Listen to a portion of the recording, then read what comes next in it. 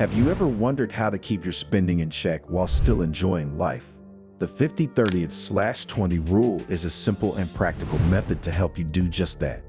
By dividing your income into three clear categories, needs, wants, and savings, you can better manage your money without feeling overwhelmed. Whether you're just getting started with budgeting or looking for a way to simplify your financial life, this rule could be the answer you've been searching for. Let's dive in and see how the 50/30/20 rule can make budgeting not only easy but also empowering. 1. What is the 50/30/20 rule? The 50/30/20 rule is a straightforward approach to budgeting, perfect for anyone looking for a balanced way to manage their finances. This rule suggests dividing your after-tax income into three categories: 50% for needs, 30% for wants, and 20% for savings or debt repayment. Needs, 50%. This half of your income should cover essential expenses, things like housing, groceries, utilities, transportation, insurance, and minimum loan payments. These are the absolute must-haves in your life that keep you running smoothly day to day. Wants, 30%. Here's where you get to have some fun. This category includes the things that bring joy or convenience to your life but aren't necessary for survival, such as dining out, vacations, streaming services, or new clothes. Savings and debt repayment, 20%. Finally, the last 20% should be allocated to savings, investments, or paying off debt. This category ensures you're planning for your future by building an emergency fund, saving for retirement, or paying down loans faster to reduce interest. 2. Breaking down the rule. 50% for needs. The largest portion of your income should go toward your essential, unavoidable expenses. Housing typically takes up the biggest chunk of this category, followed by groceries, utilities, and transportation. If you find that your needs exceed 50% of your income, it might be time to reassess your spending habits. Could you downsize your living arrangements? Are there ways to reduce utility bills? The key here is to be realistic while aiming for the 50% mark. It's not always easy, especially if you live in a high-cost area, but working toward this target helps you maintain balance in the other areas of your life. If necessary, look for ways to reduce costs or find additional income sources to avoid overspending in this category. 30% for wants. Now we get to the exciting part, your wants.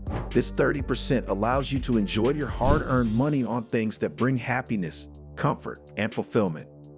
This could include going out to restaurants, attending concerts, or splurging on the latest tech gadget.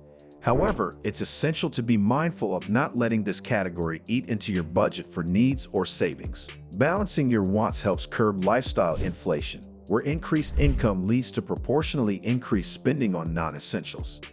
You don't have to deprive yourself of life's pleasures, but maintaining that 30% limit will ensure that your spending aligns with your overall financial health. Consider prioritizing what brings you the most satisfaction and avoiding impulse buys that can throw your budget off track. 20% for savings and debt repayment. The final 20% is arguably the most crucial portion of your budget, as it directly impacts your long-term financial security. This part of the rule is dedicated to saving for future needs and goals, such as retirement, emergency funds, and debt reduction. If you're carrying significant debt, this is where you can make an extra effort to pay it down faster, reducing interest payments and freeing up more money in the future. If you're already debt-free, you can focus on boosting your savings or investments. Consider contributing to a retirement account like a 401k or an IRA, or building a robust emergency fund to cover unexpected expenses. This portion of your budget is all about securing your financial future, so treat it as non-negotiable. 3. How to implement the 50/30/20 rule. Implementing the 50/30/20 rule is easier than you might think. Here are the steps to get started. Calculate your after-tax income. Start by figuring out your total income after taxes. This is your take-home pay, the money you actually have available to spend. For salaried employees, this is usually straightforward, but freelancers or those with variable income may need to estimate. Allocate your income. Take your after-tax income and divide it into the three categories: 50% for needs, 30% for wants, and 20% for savings or debt. You can set up automatic transfers to make sure you're sticking to these percentages. Track your spending. Monitoring your spending is crucial to staying on track. Use budgeting apps, spreadsheets, or even old-school pen and paper to keep an eye on where your money is going. This will help you adjust if you're overspending in one category or neglecting another. Adjust as needed. Life happens, and your budget may need tweaking from time to time. Maybe you get a raise or an unexpected expense comes up. The 50/30/20 rule is flexible enough to adapt to your situation, so feel free to adjust as your circumstances change. 4. The benefits of the 50/30/20 rule. One of the greatest benefits of the 50/30/20 rule is its simplicity. It doesn't require complex calculations or detailed tracking of every single purchase. By focusing on 3 main categories, you can quickly get a handle on your finances without feeling bogged down. Another key advantage is flexibility. The rule allows for personal freedom and enjoyment while still prioritizing savings and debt repayment. This balance ensures that you're not living paycheck to paycheck or sacrificing future security for present-day pleasures. Additionally, following this rule encourages mindful spending. Knowing exactly where your money is going makes it easier to adjust and avoid overspending.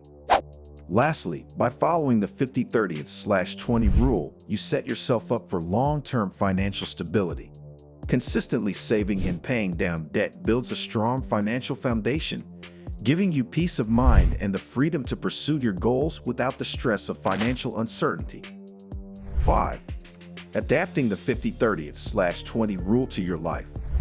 While the 50/30/20 rule is an excellent guideline, it's not set in stone. Life circumstances vary, and your budget should reflect your unique situation. For example, if you live in a high-cost area, your needs might exceed 50% of your income. In this case, try adjusting your wants or finding additional income sources to compensate.